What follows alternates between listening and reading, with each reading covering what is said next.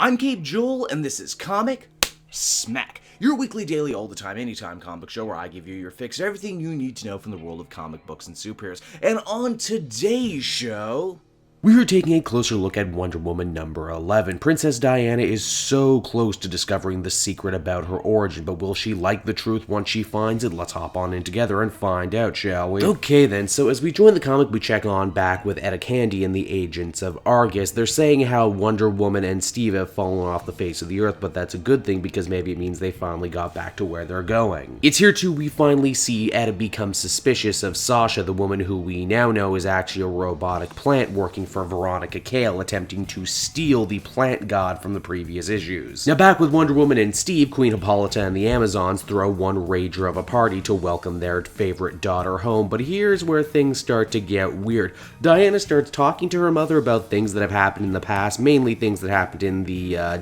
Brian Azzarello run. You know, becoming the god of war, the Amazons getting turned to clay themselves, that sort of thing. These are all very important questions, and the Queen dodges them like a frickin' pro. Oh, she doesn't necessarily say these things never happened, but she doesn't give a straight answer about whether or not they did. Believe it or not, these mounting inconsistencies actually affect Steve more than they do Wonder Woman. He starts freaking right out, saying how the island is completely different from how he remembers it the last time he was there. The faces are different, the people are different, they can understand him and he can understand them, something that he couldn't do before. Etta tracks down Sasha to where she's meeting Cale to hand off the plant god. Things get very violent very quickly. Etta is forced to shoot and kill Sasha before Cale releases her dogs on her. Well, looks like Ed is going to have some explaining to do, having killed a subordinate. Now back on the Themyscira with Wonder Woman, the weirdness continues to mount. You remember that snake bite she suffered all the way back in the first flashback issue? Well, it starts acting up again. She starts bleeding profusely, and even she begins to see the inconsistencies in the world around her. How, you know, the beautiful field that she once known was covered in rubble, and all the nice Amazons that she knew have become cruel, evil parodies of themselves. We then see a recurring image throughout this entire series, and that is the image of a tree breaking behind glass. Wonder Woman falls to the ground and says to herself perhaps she's never really been home, that this Themyscira might be a lie and that her mother was correct, and that once she left home she could never return as the comic ends. Wonder Woman number 11 was a comic that throws a lot at the reader in terms of continuity. Once again, I like that Greg Rucka saying, hey, what you liked about the Azzarello run, what might very well have gotten you into reading Wonder Woman in the first place. I'm not saying it didn't happen, just, you know, the particulars might be very different. I appreciate too it's not just all Amazon swords and sorcery. We actually get some nice spy-themed skullduggery with Etta Candy. Once again, I really like what Rucka's been doing with the supporting cast on this book. They feel very useful. I know some people have taken umbrage with the fact that this book and these stories kind of switch off every other issue, but here I think by bringing back the snake bite, they're showing, no, you really do need to read this all together to get the full story. Overall, I would give this another 8 out of 10. Hey everyone, thanks so much for watching my newest video. I hope you enjoyed it, and while you're here, why not check out another video I have on offer, or